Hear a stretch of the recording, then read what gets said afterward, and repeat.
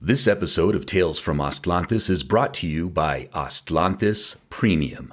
Don't you just hate having your favorite podcast interrupted by ads like this? Well, dear listener, you're in luck. Because starting at just $3 a month, you can support independent Chicano media and receive ad-free episodes, premium episodes, bonus content, and access to our Discord server. Just visit talesfromatlantis.com and click Go Premium, or follow the link in the show notes. And now, on with the show. You must excuse me. I've grown quite weary.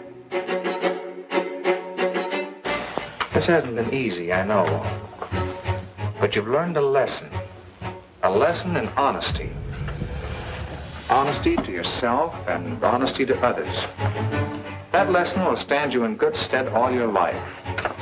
I think we've all learned a good lesson. I've always heard that honesty is the best policy. Now I'm catching on to why that's so, and why that's so, and why that's so, and why that's so. Greetings, dear listeners, and welcome to Tales from Astlantis, where we take you on a journey through Chicano, Mexicano, and Mesoamerican history and archaeology, and we help to combat the spread of disinformation about these very topics. We are your hosts, Kurly Tlapoyawa. And Ruben Arellano Tlacatecat. What is going on, Dr. Tlacatecat? Well, it's beginning to look like fall over here in Dallas. Finally getting some cooler temperatures, so Nice. that's a good thing. Fall is my favorite time of year. It is also my favorite time of year. But isn't it always fall in New Mexico? No. I wish. We go from literally, it's a joke, but literally in one day you could go through all four seasons. And That's the same joke here in Texas. I mean, Yeah. you'll find that that's true in a lot of places. it's awful. Some people But- like it, but I really just prefer the fall. Yeah. So anything new on your end? Not much. Just we had a big Halloween themed party for my daughter who just graduated from Boston University. Awesome. Congratulations. Yeah, we're very proud of her. And speaking of Halloween themes, we are joined today by the preeminent state historian for New Mexico, Mr. Rob Martinez, who is here with us today because we're going to talk about some brujeria here in the great state of New Mexico. And he is a return guest. We've had him before. Was it season 1 or season 2? Season 1. Was it like season an early 1? episode. Yeah, so Nice. it's been a while. How are Been you a doing, minute. Rob? It's so good to have you back. Welcome. Orale, thank you guys. It's great to be here as usual, talking about our amazing history and culture here in Nuevo Mexico, which is connected definitely to Mexico, to Mesoamerica. But before we move on, there's an old saying from the central part of Spain, really hot part of La Mancha and Castilla. It says something like, 9 meses de invierno, 3 meses de infierno. There you go. So there's some weather that might kind of apply to New Mexico, or at least parts of New Mexico. For sure. Well, when I was in Nice. Belize, the Maya guys on my crew, because it was in the middle of summer while we were there, they said, well, we call this the punishing time Wow. The punishing time. because it was so Wow. hot. And it was like 95% humidity. Oh, you can't breathe there. Man. Yeah, it was rough. It was rough, but a beautiful How do place. these people live there? Seriously. I know. I mean, it's bad enough here in Texas, but I can't imagine 95% humidity. Wow. It was Wow. so That is rough. something else. Come to New Mexico, we have 0% humidity. All the time. Like we could have 1% humidity and people start freaking out. Like, oh, what is Cancel happening? school, cancel Start- work. Yeah, Start choking up. I can't breathe. can't breathe.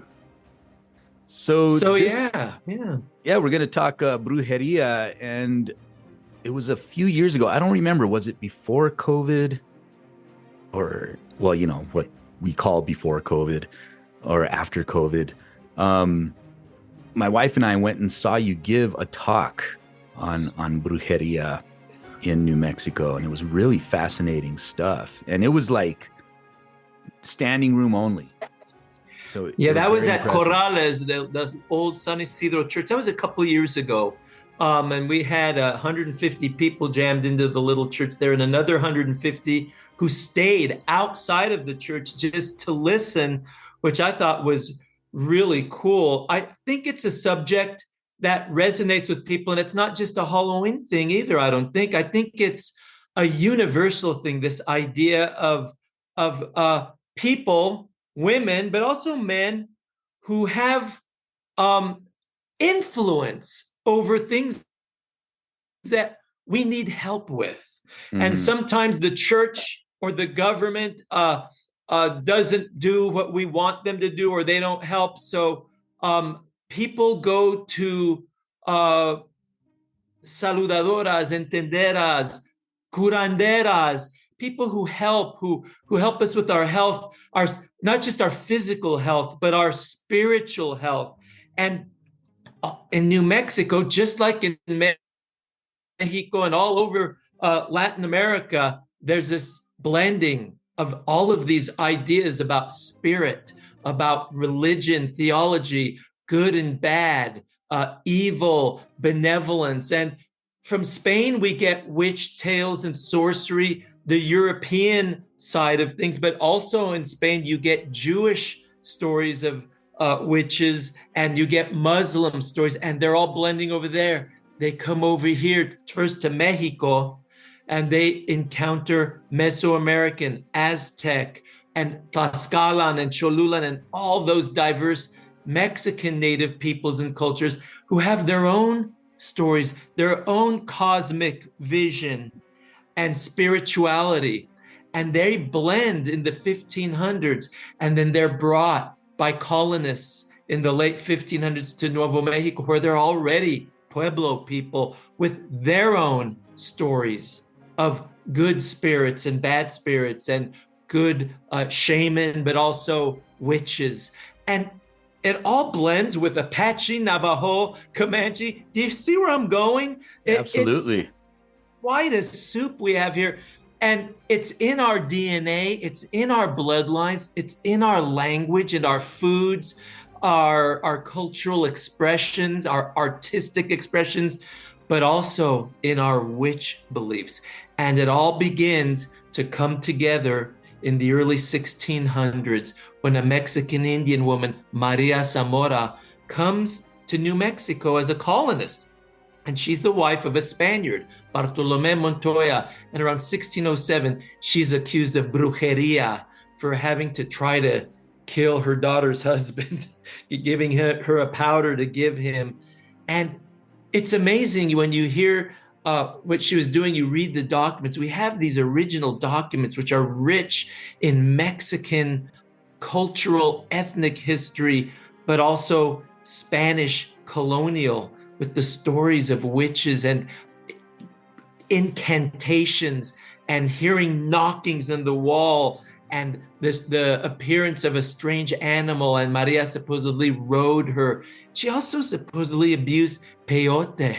So there's also that idea of drugs, natural drugs, which are used in spiritual rituals amongst Mexican Indians and different groups. Well, that is here in New Mexico in the early 1600s. Imagine that. Isn't that fascinating? It's wild. It is. And that's one of my part of our heritage.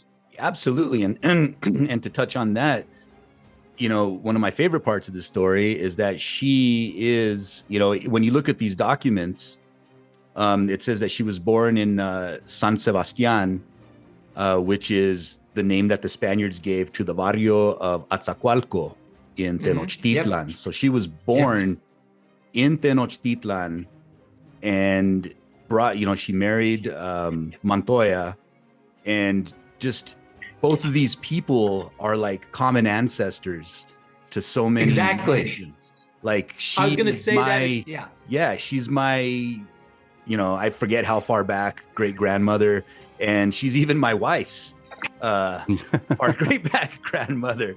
And so when I told our daughters, like, your ancestor, she got accused, because she was a peotera, and they were like, hell yeah. Well, first to your point, and I was going to make the point, but thank you for making it for me. Muchas gracias, señor. Lo aprecio mucho. Look, mira, Bartolomé Montoya is a Spaniard. He's a common ancestor. And a lot of people just emphasize that. He is our ancestor. So is Maria Zamora, a Mexican Indian. And we know she's Mexicana because their children are all listed as mestizos. They're mestizos. They're some of the first New Mexicans. And out of the gate, we have Mexican ancestry and Mexican culture, Mesoamerican, native Mexican. A lot of people will argue, I've heard people argue with me saying, oh, but we were only part of Mexico from 1821 to 1846. And so we aren't very Mexican. It's like, not true at all. 20 years later, Beatriz de Los Angeles and her daughter Juana are also accused. And Beatriz is a Mexican Indian woman, which means she has a similar background. And they both learned these things from their Native American, Mexican, Indian mothers and grandmothers. And they're really operating within a Spanish system, but it's not a purely Spanish system. We have to really look close and see they're doing their own thing, and people are coming to them for help and assistance. They're accused of brujeria. They're accused of hechiceria, sorcery, and they might have been doing these things, or it might have just been native religious expressions that were filtered through Spanish Catholic perspectives. So we have to be open to looking at all of these things, but they're also common ancestors. So that first colony in the early 1600s, we have already a lot of Mexican Indian in us starting right at the beginning. Yeah, right out the gate. Yeah. If I may add to what you were just saying about how people want to push back on the notion that that there's not that much Mexican influence in the Southwest, or specifically New Mexico, right? And I think the reason why they say that is because, well, there's two reasons. First of all, they don't understand that the Mexican identity is not just the national identity, that it's originally the Mexican identity referred to namely people who were called Aztecs or Tlaxcalan people from Tenochtitlan and surrounding areas. And those people were described as speaking Mexican language, right? Which was Nahuatl. That's what they called it. And so when we talk about Mexican culture and Mexican ideas and Mexican ways, like life ways and things like that, we're referring to that part of it. And people don't know that. And so they mistakenly conflate the term Mexican with the current national identity, which is similar to saying I'm an American from the United States. That's national identity.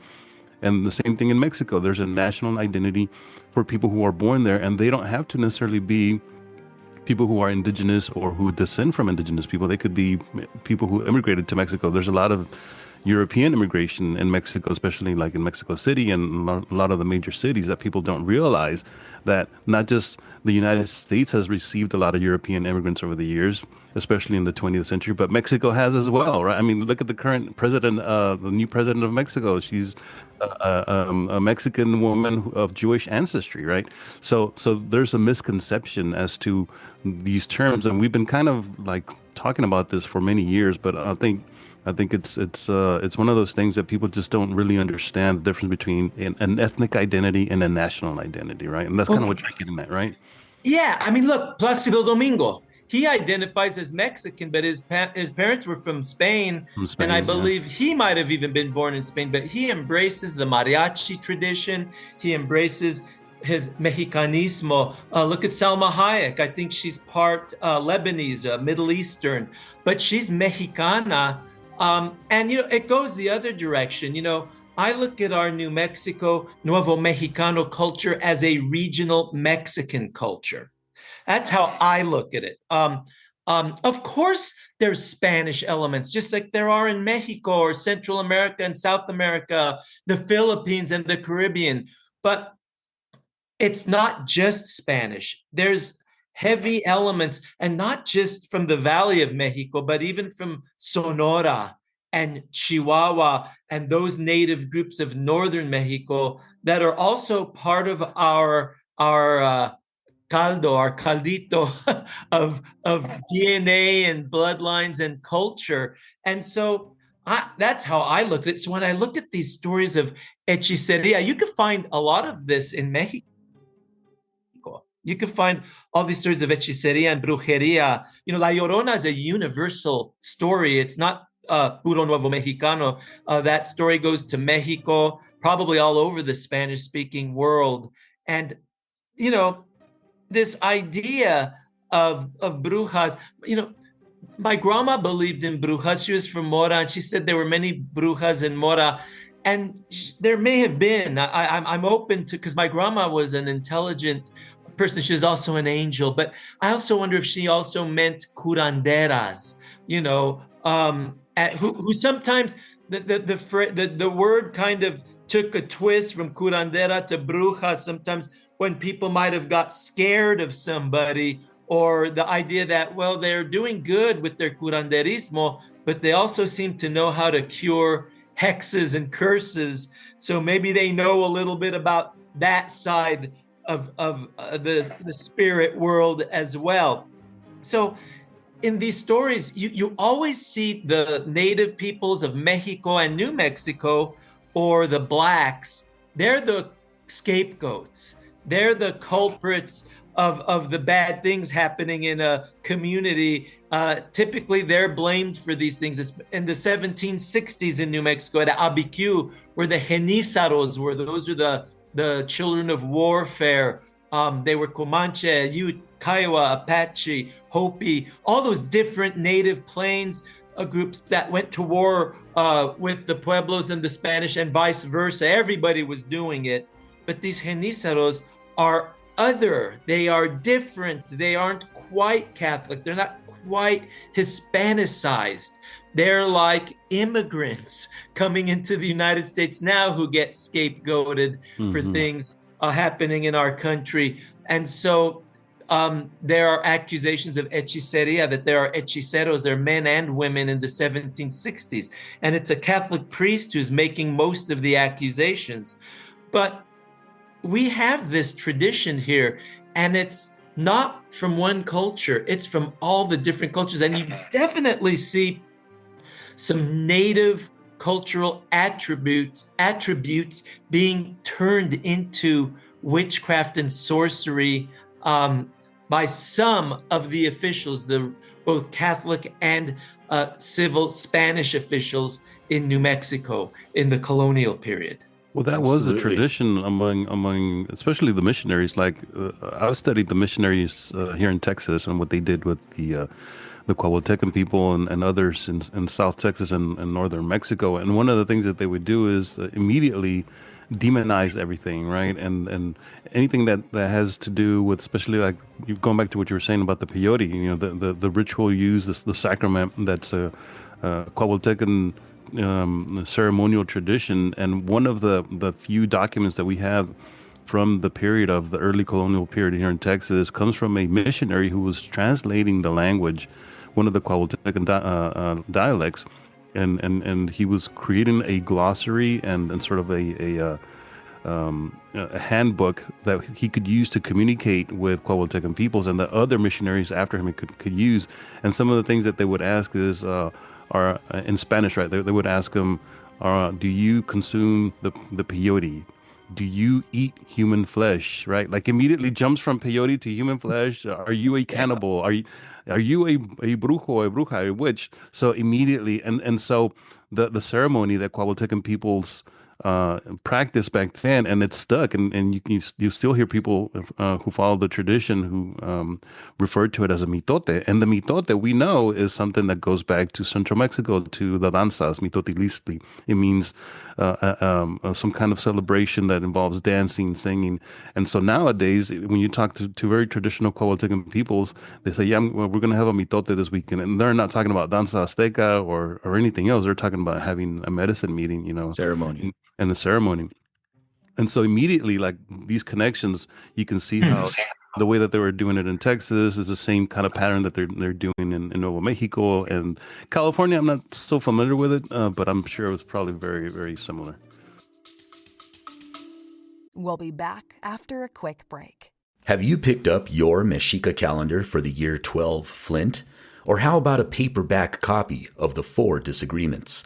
Just visit talesfromatlantis.com for all the latest merchandise and show some love for your favorite podcast. That's talesfromatlantis.com for all the latest merchandise.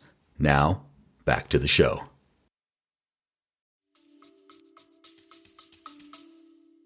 Well, that's interesting, this whole coming together and clash of religious expressions is what we're also seeing here. Look, the religious orders of the Catholic Church that came to Mexico in the 1500s were the Franciscans. Later on, there were Augustinians, Dominicans, and then Jesuits, of course. But the ones that came to New Mexico were Franciscans. The Franciscans looked at Native American religions as demonic, not the people, but that the people were in the grip of some demonic spirit that needed to be expelled, and the people needed to be saved. They needed to be liberated from this. Whereas the Dominicans would look at the native religions in Mexico or South America and say, these are not demonic. They're just in error.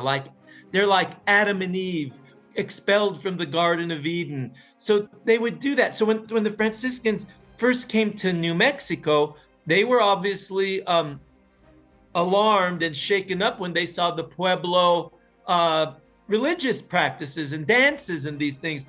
And so they went to great efforts to try to stop them.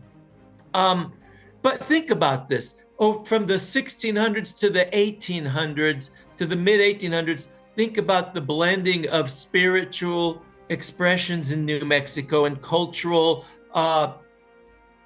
mixing going on in all directions. By the time Jean-Baptiste Lamy comes as the first bishop of New Mexico in 1850, he looks at us Hispanics. He doesn't look at us Nuevo Mexicanos and say, wow, this is amazing, pure, great Catholicism. He thinks we have been co-opted by Native American groups and that we need to be re-Catholicized. So he brings in the Christian Brothers, the Sisters of Loreto, and the Jesuits, because he looks at our penitentes, he looks at our santos, and he looks at it and says, this is not Christianity. This is not Catholicism. This is not healthy Catholicism. So things don't necessarily repeat themselves in history, but I can't remember who said it, but they say history doesn't repeat itself, it rhymes. Yeah, that's it one of my rhymes. favorite quotes. I think that's Clemens who said that. Yeah, and you see that happening here in New Mexico. 300 years later, all of a sudden, our Nuevo Mexicano culture, which is a mestizo culture, is all of a sudden being looked at as Native American.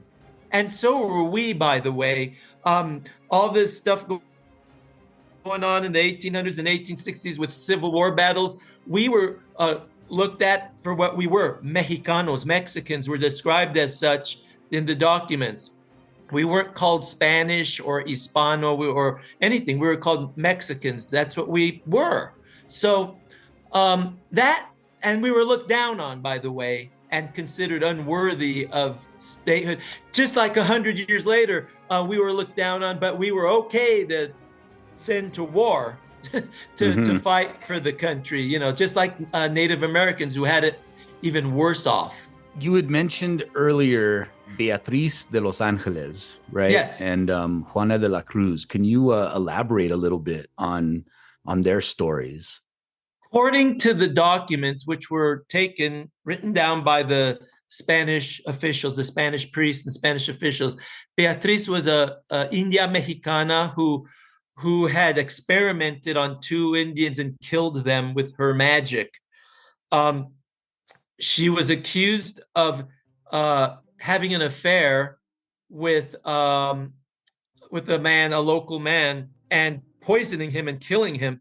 And then her daughter, Juana, was also accused of doing the same thing, having an affair with, I think his name was Hernan Marquez Zambrano, that in both situations, they had arguments with the men who were their lovers, and then the men got violent with them. So the women supposedly bewitched them and killed them. It's similar to Maria Zamora 20 years earlier. And in these cases, there's also this idea of them creating potions that would control love in men, make them irresistible and be able to control them so that they couldn't be with any other woman. So you have these elements going on too. And again, you just have this idea of where are they getting this magic they're practicing, or bad medicine, or whatever it is. Is it in fact witchcraft? Is it sorcery? Is it cultural expression? Is it something that the Catholic priest doesn't understand? We have to keep open minds about these things. I know as a historian, it's not easy because sometimes we want clear-cut answers, but I'm fascinated at the different perspectives. I wish we could talk to Beatriz and her daughter Juana. By the way, Beatriz also married a Spaniard, Juan de la Cruz, who was a Catalan from the area now Barcelona, that part of Spain. They're also common ancestors to a lot of Nuevo Mexicanos. So this goes back, and this mixing of religious expression and spiritual ideals, they're coming together through generations and generation and generation, and coming into contact with other native peoples. So it's there, it's with us, it's in us.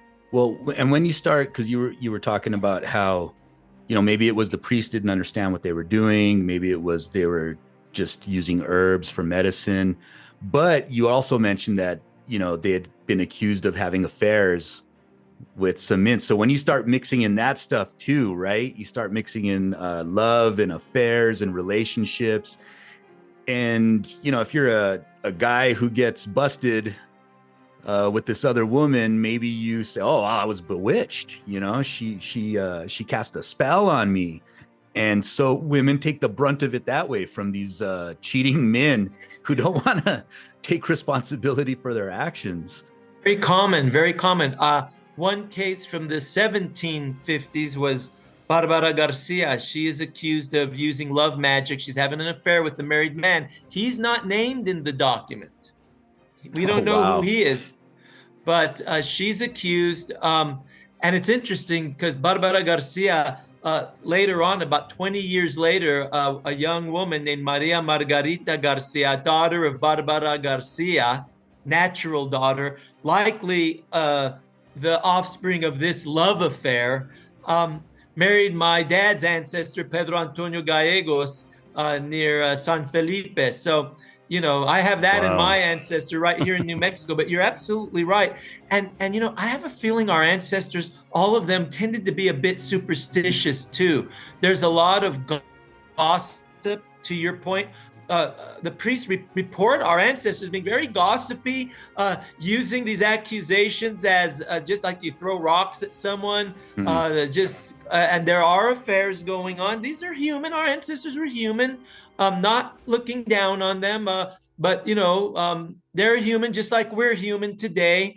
And they were doing things like having affairs, being attracted, getting caught, and then the spouse getting angry, and maybe the spouse found out about an affair and ran and told the priest that the woman her husband was having an affair with was a witch. That happened too.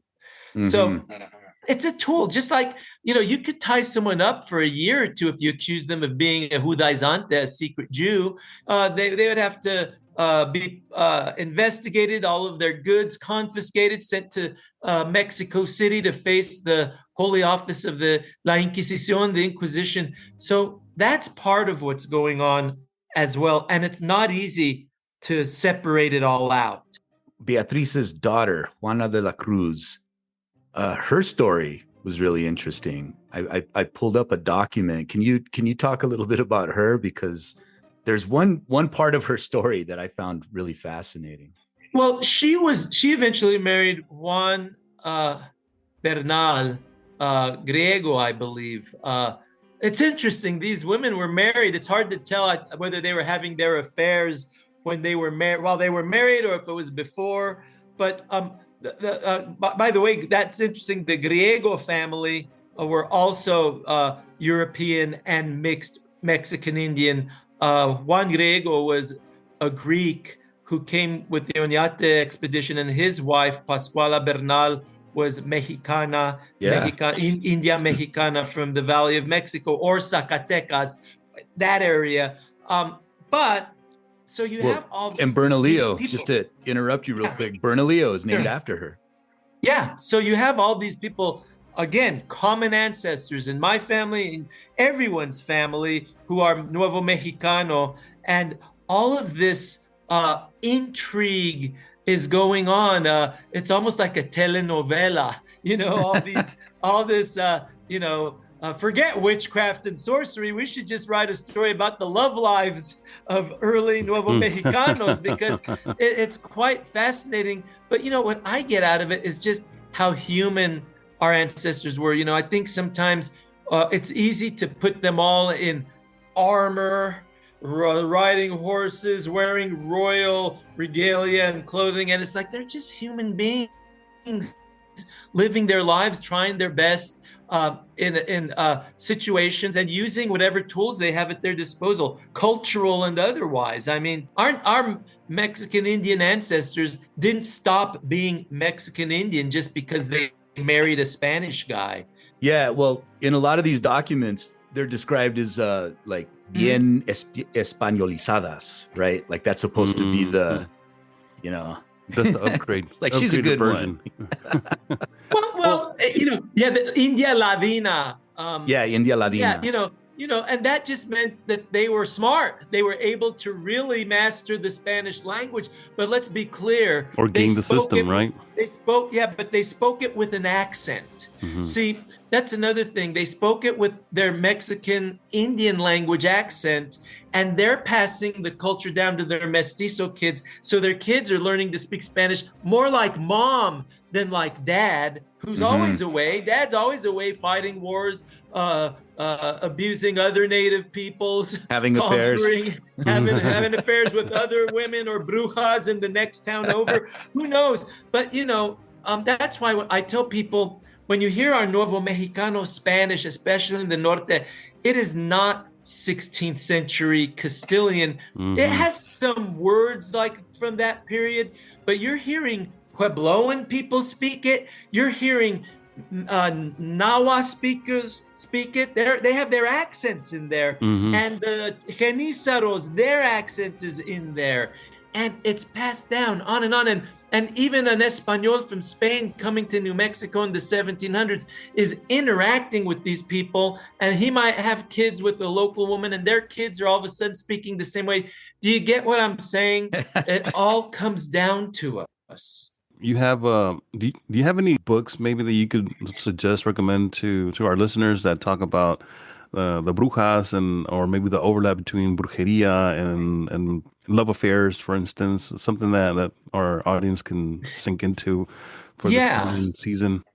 Yeah, there's a book by Rick Hendricks and Malcolm Ebright called The Witches of Abiquiu. I had written a master's thesis based on the Abiquiu witches in 1997, which is at UNM. It's the Fray Juan José Toledo and the Devil in Spanish New Mexico. And then the Witches of Abiquiu book came out a few years later. Mark Simmons has a nice little book that talks about a lot of this called, I think it's Witchcraft in the Southwest. And these are all good books on the subject. If you want to expand into Mexico, there are really fascinating books about the Inquisition, the Inquisition, that talks about the different things native peoples were doing that the Catholic Church looked at as possibly heretical. So that's Inquisition documents are actually fantastic sources of social and ethnic history. Right. And so I'm asking this because it's apparently there's a book that was written not that long ago that talks about so-called folklore in New Mexico, and in one of these stories in that book, and maybe Kurly can say more about this, but there's supposedly a reference to the chupacabras going back to the 1700s or was the 1600s? I'm not sure. Do you know anything about that? I don't know about that book, but that would be interesting to find out about. The Chupacabra, I didn't hear about that till I was an adult. I heard about El Sapo in Mora, the man who had supposedly turned himself into a toad, and that was the 1940s. It made it into the Taos newspapers. This shape-shifting, this idea of shape-shifting. And, I heard about brujas. My dad used to tell me and my sister Debbie when we were kids driving up towards ABQ, he'd say, look, kids, this is a town of brujas, So we were always hearing about this. Of course, we heard about La Llorona, who was not a bruja, but a woman done wrong, and snaps. So, we grow up hearing these things.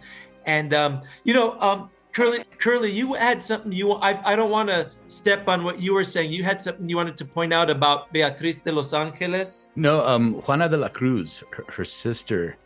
Juana de la Cruz, her daughter, the daughter. Yeah, her daughter, not her sister. Yeah. So I found this document from the Cibola Project, and if people don't know, the Cibola Project is like this treasure trove of historic documents. And you could find, like, they scan the original documents, and then somebody will do a paleography, and then oftentimes there's a translation, and whoever was behind it, they do really, really good work. It's fantastic. It is. It's great. So there's this story about Juana de la Cruz that I just wanted to get your insight or reaction to, because I thought it was great. It says, the case of Juana de la Cruz, according to the account of Ana de Bustillos, reporting hearsay from Catalina Bernal. So it's already like a game of telephone. Gossip. Right? Somebody heard this and told me this. It says, late one night, Juana, in bed with her sister-in-law, Catalina, as her companion slept, went off to spy on her lover, whom she suspected of being unfaithful. When she returned, her bedmate awakened and asked where she had been. She explained that she had flown mounted on an egg to La Cañada, 6 leagues distant, only to find her paramour sleeping innocently by himself. And I'd never heard that before, flying on an egg. Yeah, I was gonna say an egg? What is that? An egg. Yeah. I mean, I don't know how they did it or how that looked. I don't know if they shrunk and got on an egg. I don't know. I have no idea. But, in the 1760s Abiquiu case, there were exorcisms performed by the priest on 5 young maidens of the community or of that area. And during one of the exorcisms, one of the young ladies, or the spirit in her, supposedly accused about 178 people of being witches from New Mexico all the way down to Sonora. And they're listed, they're described. It's a fascinating document. I put that in my thesis. But what's interesting is a couple of the ladies, the women, are accused of being able to fly in one night to Mexico City and back on an egg. Wow. So do the documents say huevo in Spanish? Does it say huevo, or this what one does it say? says caballera en un huevo. Yeah. Huevo. Yeah. Did the term huevo have a different meaning back then that we don't know? Well, yeah, but we can't say it on this radio show. But well, that would look actually, even weirder. Okay. Yeah. No, I'm trying to. Is that like a euphemism for something? Like I'm thinking there has to be some kind of like maybe euphemism from the time that meant something that people understood when they heard that term. Like they knew what that meant. I mean, I don't know. It just seems kind of strange. Well, it's supposed to be. I think it's supposed to be strange. I think it's supposed to kind of mess with your thought processes. These folks knew what they were doing, and I suspect a deeper dive into witch beliefs and witch tales, perhaps going back to Spain, might reveal something about that, Ruben.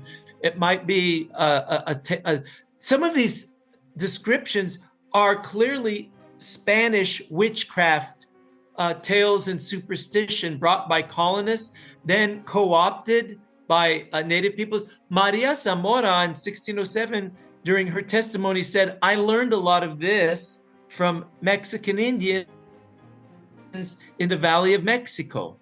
So who knows what the roots are? But that is a very good question. I have no idea. So what I've heard too is it wasn't necessarily on the egg, it was in the egg. Yeah. So that begs even a bigger question of how In the there's egg. definitely some weird spiritual thing going on there. We don't know. Huh. En un huevo. It could have even been some form of, to your point about a metaphor or a euphemism, it could have been that they went bilocated, maybe using an egg somehow. I don't know how. I don't want to know, frankly, but that they bilocated. Maybe somehow they went spiritually to that place, wherever, and then came back. Who knows? Or maybe you're right. Maybe it was in their mind. The way that they were able to teleport is in some kind of craft that's shaped like an egg. Maybe that's what that was meant by that. Well, let me read you the exact. So here's what it says. It says, le preguntó la dicha Catalina Bernal, pues, ¿cómo fuiste? And then she responds, fui en un huevo. There you go. So, there you go. Yeah. I think it's pretty clear, but we also know that sometimes peyote was part of these rituals. It could have been induced imaginary event. It could have been a spiritual thing that was helped along with peyote. Quien sabe. But we do know that this is what the testimony says throughout the generations. These stories are told. But, in the Abiquiu case from the 1760s, there's also testimony that some of the so-called hechiceras, sorcerers, would take their rosaries off and hang them on a bush or a tree. That was a sign for the priest of rejecting Christianity. And then they would fly. They'd turn into birds and fly to El Pedernal, that big mountain outside of Abiquiu, the flat one that Georgia O'Keeffe painted a bunch of times.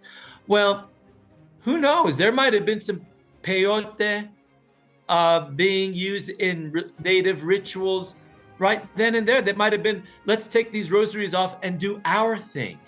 Let's do our religion. And then when they said what they did, the priest said, brujeria, witchcraft, hechiceria, sorcery.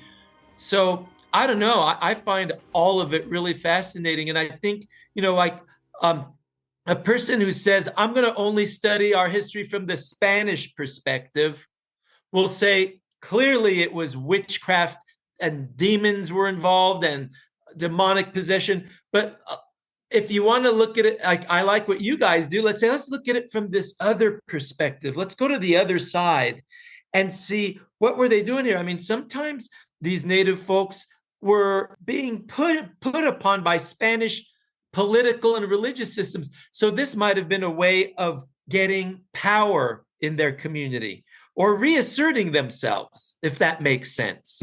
Absolutely. Do you know anything about the story of Domingo Sombrero and his wife, Francisca, I think her name? That one I don't know about. So they were both Indios Mexicanos, and I just found it was in, through the Cibola Project. It's a document called An Edict of Faith proclaimed on March 23rd, 1631 in Santa Fe. Elicits formal accusations and confessions of sinful behavior. Commissary of the Holy Office. I wonder if that was Fray Esteban de Perea who was doing it by then. Yep, that's exactly who it was. Well, I've not seen that, but I'm going to look at it because I'm always interested in these sort of esoteric cultural expressions in our history. Yeah, so apparently Domingo Sombrero, Indio Mexicano, and I wonder if he was named that because he was a hat maker, or if he just sombrerero. Or he wore a hat. No. Yeah, it's sombrerero, actually. I was misreading that. Maker. Yeah. So Mexican Indian hat maker apparently was, it says, había en hechizado. And So his wife got him some peyote, and together with another native, he drank the peyote. And so like he's admitting all of this, right? Because they were brought up on questioning. And so he was told, well, if you drink the peyote, you'll be able to find out who bewitched you. But apparently it didn't work. And then somebody narked on him because he got in trouble. Like all of them got in trouble for this. Yeah, for taking some peyote. Well, you know what? It sounds like, kind of like today, where you're not supposed to take certain drugs, right? Well, that's what the Spanish were saying. In the mid 1700s, there was a case outside of Isleta, Puebla, where one of the shaman there in Isleta was accused of being a brujo because a couple, I remember their names were Garcia. They were from like the Pajarito area of what's now the south part of Albuquerque. They had an encounter with him, and apparently they fell into a stupor, and it turned out he had dosed them with peyote. Oh, damn. Yeah. I find it interesting that the use of the ritual use of peyote to a certain extent was being done over in New Mexico, because it's not. I mean, New Mexico. I know that Native people there use it, but they usually come to Texas to acquire the medicine because it grows naturally in South Texas and northern Mexico. But as someone who comes from that tradition, I find it interesting that you also find all these stories going back to the colonial period of how the use of peyote was being done to engage in these sorts of activities, and it was associated with brujas and brujeria and things like that. So I don't know, I just find it curious. Well, that's interesting. You should say that. The Camino Real officially brought people, animals, foods, wine, diseases, but it brought other stuff too, either legally or illegally. I mean, that's human nature. If you were living in the Spanish realms, the borders were closed. You could not trade with those British people to the east, or the French or Native Americans outside of the realm. But guess what? It happened. Yeah, I know. It just was illicit. And, so I'm sure peyote, it shows up in the document. So it's here. So it's finding its way here one way or another. Another story, just real briefly, is Doña Inez. She's Tano Indian, I believe. And that she used her personal charms to arouse a strong passion in a blacksmith, Diego de Moraga. Do you know anything about that? Someone needs to do a story. Maybe I will, or maybe someone else will, on Doña Inez. It's interesting. She was a Native American from New Mexico, a Tano Indian woman. And she's given the designation Doña. Doña, that's... That nowadays people throw it around, Don and Doña, but back then you didn't just get that title. You had to be esteemed, or earn it to be given that title. But my understanding from what I've read is she was an amazing person. She was taken during the Castaño de Sosa expedition of 1591, taken south into Nueva España, New Spain, and then came back north. She eventually was she was the mother of at least one son of Hernán Martín Serrano, who was from Zacatecas. He's the founder of the Martinez family of New Mexico. Mm-hmm. And so their son Hernán was mestizo. One of the first New Mexicans, was part Spanish and part New Mexico Native American, and maybe the mom of the brother of the younger Hernan, Luis, who's a very common ancestor of us, Luis Martin Serrano. But being Native American, and obviously muy ladina, meant she spoke Spanish. She was versed in the ways of the Spanish. And why not? She was living amongst them. But obviously she was quite intelligent. She could maneuver men, and that made her a perfect candidate to be a bruja, mm-hmm. Because, look at even someone like Santa Teresa de Avila, the great Catholic saint from Castilla la Vieja, Spain.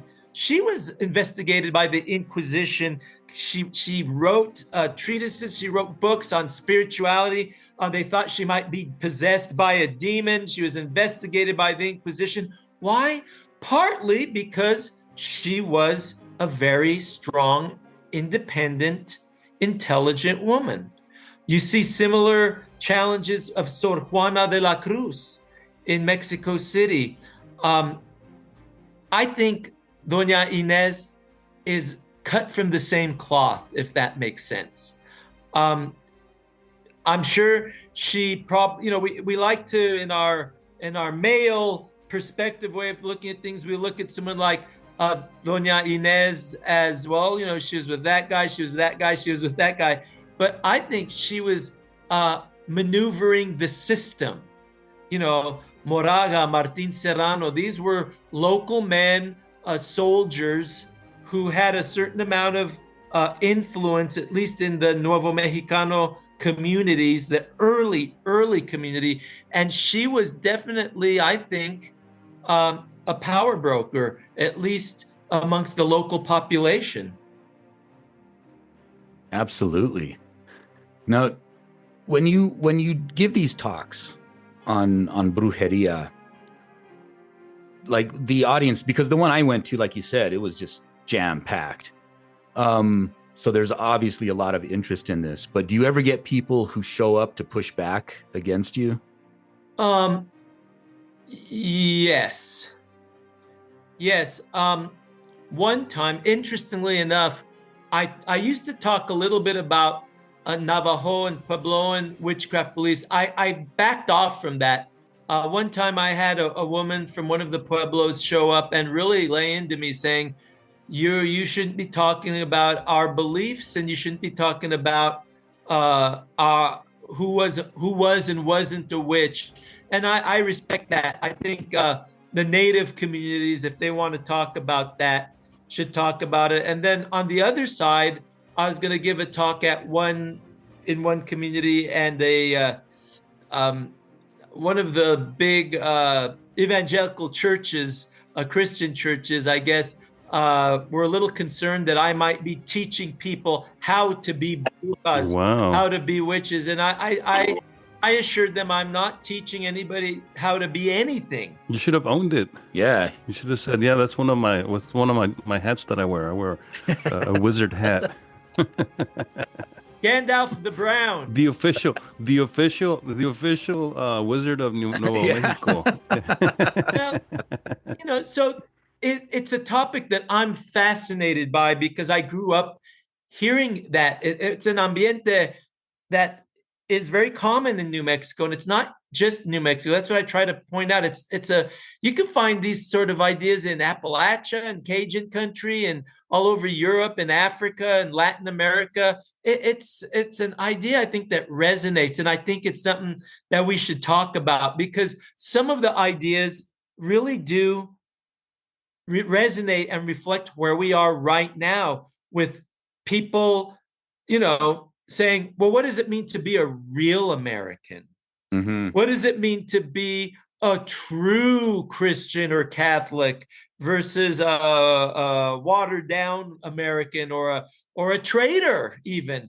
The same themes are going on 200 years ago. It's just the language was a little different, edicts were to warn you to not step outside of what it means to be a good Catholic or a good Spanish person. When I say Spanish person, I don't mean a person from Spain. I mean a person who lives within the Spanish system, even if you're Native American or mestizo. So, once you step out of that, accusations fly, demonizing takes place. So it matters. It matters. And it matters because I see it happening today, whether it's our national political climate or our local debates over statues and monuments and whose story is going to get told? How do we study history? Whose perspective do we tell? What do we say and what can't we say? And if we say it, why was it wrong for us to say it? Speaking of telling stories, do you have a story for us today? What's that? Do you have a story for us today? Speaking of telling About? stories about a bruja. Oh, well, nothing too sensational. I gave this talk a couple weeks ago at a little town here in New Mexico, and somebody asked me, do they still practice witchcraft in New Mexico? And it was a jam-packed room, and I looked around and I said, are there any witches here? And the lady in the back raised her hand, and I looked at the person who asked the question. I said, yes. Yes, there are. you know, so I Well just played. I just do my best to talk about the history and the cultural. I don't like the word baggage because it sounds like we're carrying something heavy that we don't want to carry. I would say more like cultural luggage. How about that?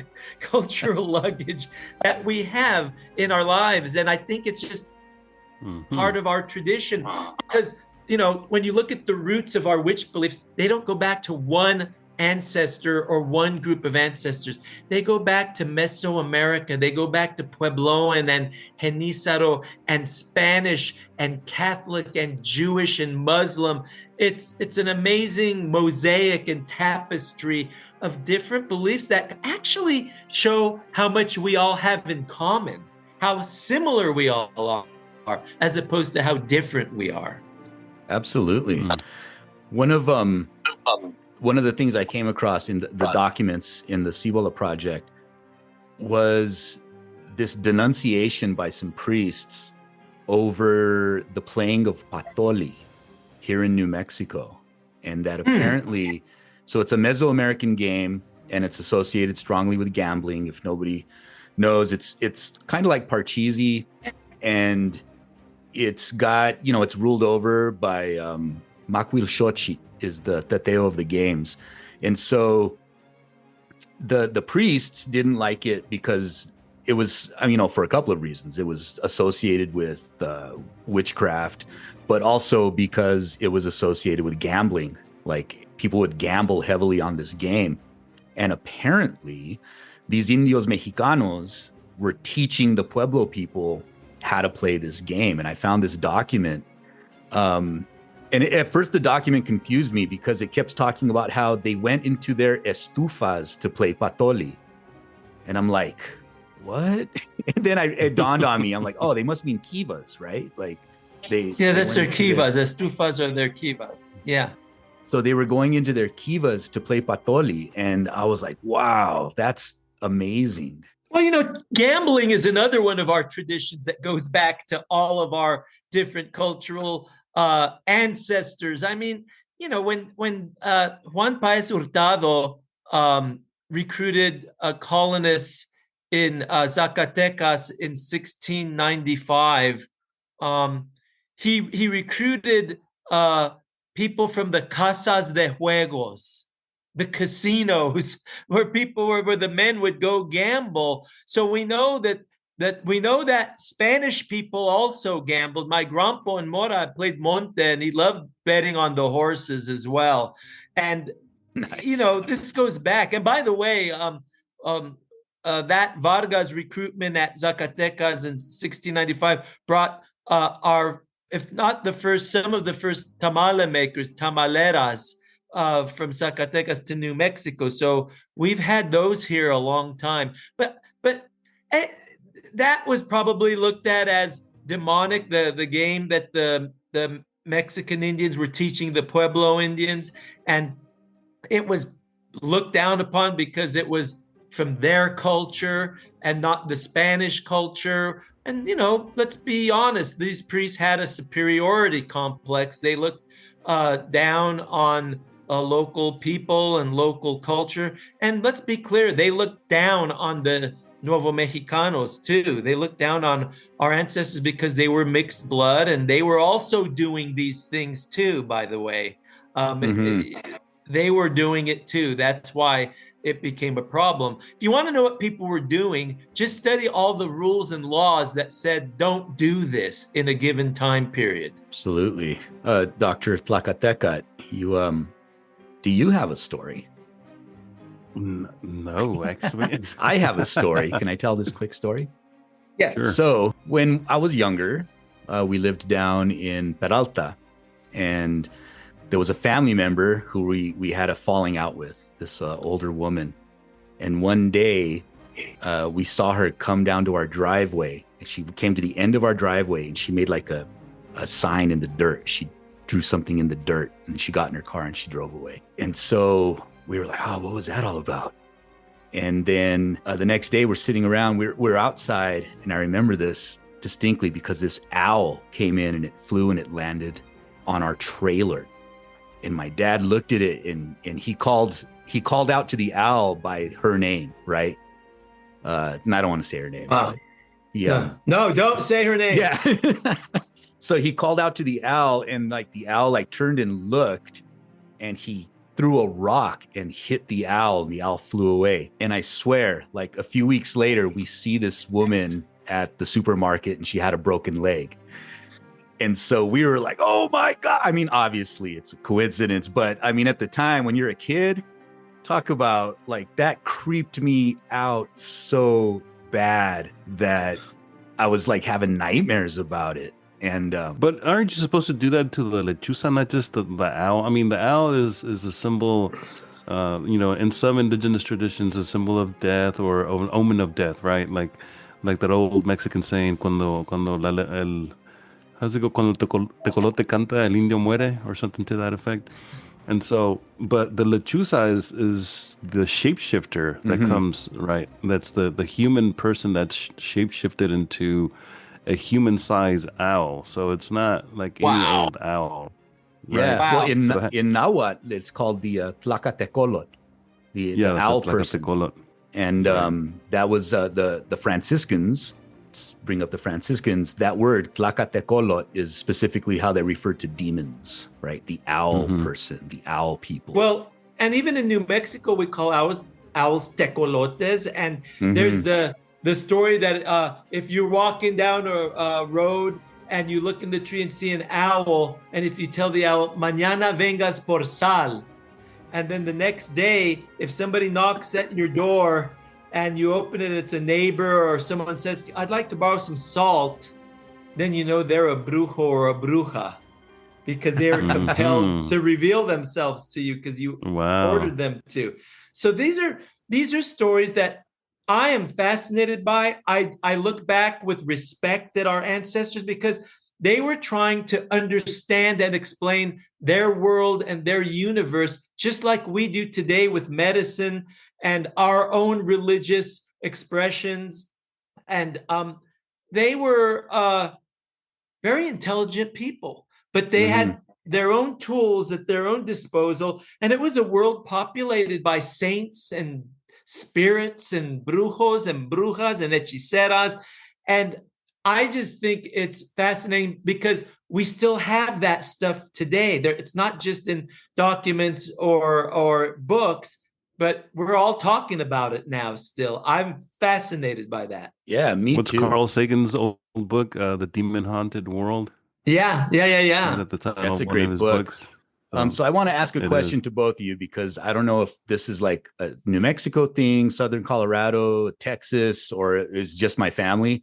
But my grandma would always, she would make these cross symbols with her fingers whenever we were, I forget the instance, but whenever something would happen, she would make like this cross symbol with her fingers, I remember. Now, crucitas. We used to call them crucitas. Okay. Yeah. And that's it, crucitas. You know, it's folk Catholicism. That's how I look at that. Look, in the Catholic Church, we have 7 sacraments, right? You know, you have baptism, confession, communion, priesthood, marriage, extreme unction, the last rites. Look, those are sacraments. Then you have sacramentals. Sacramentals are like you're a blessed rosary or praying of a rosary or holy water or exorcism. These are sacramentals. Well, things like that are crossing the fingers. This is a way of blessing oneself and warding off evil. It's almost like a sacramental, or it's in that same realm of protecting oneself. against mal ojo, evil eye, Right. or a curse or a hex. And it's the same thing as blessing oneself, right? When you do the sign of the cross. And our religion, and you can find it in Mexico too, it's folk Catholicism. That's why when LeMay came and, bishops from Durango, like Zubiria or Tamaroni, Romera, they came here, they were a little freaked out at us because we had our own way of doing this. The late Jesuit priest, Father Tom Steele, described it as un misticismo tosco here in New Mexico, a rough-hewn mysticism that evolved through the centuries that was made up of ritual and prayer that brought people incredibly close to God because we were so far away from Durango and Mexico City and Toledo and Madrid. So we were very personally connected, and the saints weren't just statues or people who lived 1,000 years ago. They were like our relatives, like our tío or our tía.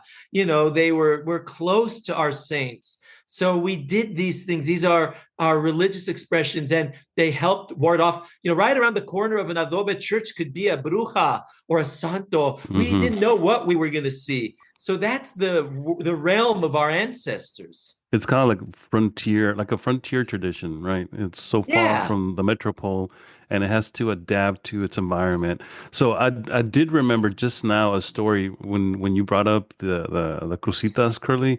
My grandmother, it brought back memories, and when I was a little kid, like that's one of the things that she used to do. I remember distinctly she would do the crucitas. But one thing that I do remember that I got to witness, and this is a story that has stuck with me, and I had forgotten about it, but it just came to me right now. That I remember one time in my dad's hometown, there was this very bad storm that was in the distance, and you could see it headed in the direction of the pueblo. And I remember she distinctly like gathering some things, like some herbs and some water, and she had a crucifix, but she also grabbed a machete.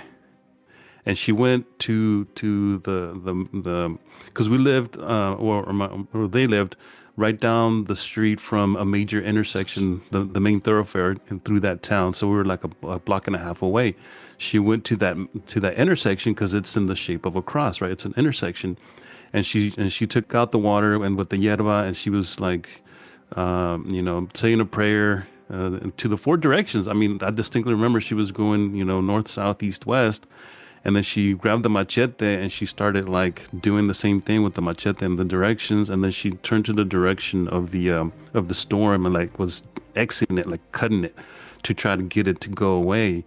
And lo and behold, the storm disappeared. And so, like you were saying, you're a young kid. And I was like, wow, that's impressive. Like she just did something, right? She cursed this storm and it just went away and missed us all together. And she had this whole ritual that she did. And it was something that was very impressive. It was beautiful. Oh, yeah. That's amazing. Well, now you're making me think now about 15 years ago. I do a lot of genealogy, and I did my DNA genealogy.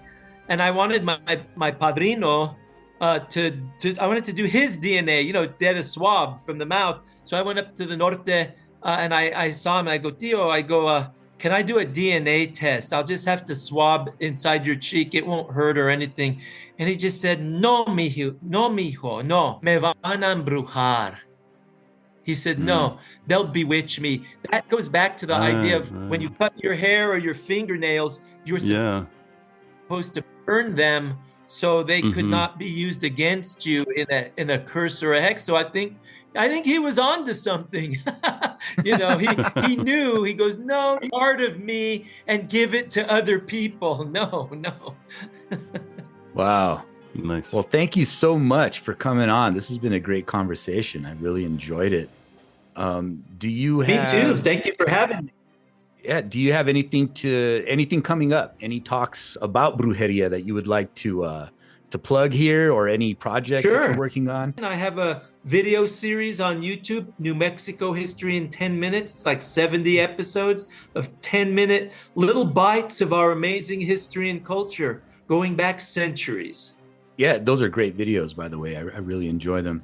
So state historian Rob Martinez, thank you so much for being on the show. We really appreciated it. Yeah, thank you for coming. We hope to have you back again soon to talk more about history and our connections to all these amazing, places in the past and how they all intersect here in our beautiful state of New Mexico. So thank you very, very much for coming on, friend. Pues muchas gracias, amigos, for having me. And remember, the truth is like medicine. It doesn't always taste good, but it is always good for you.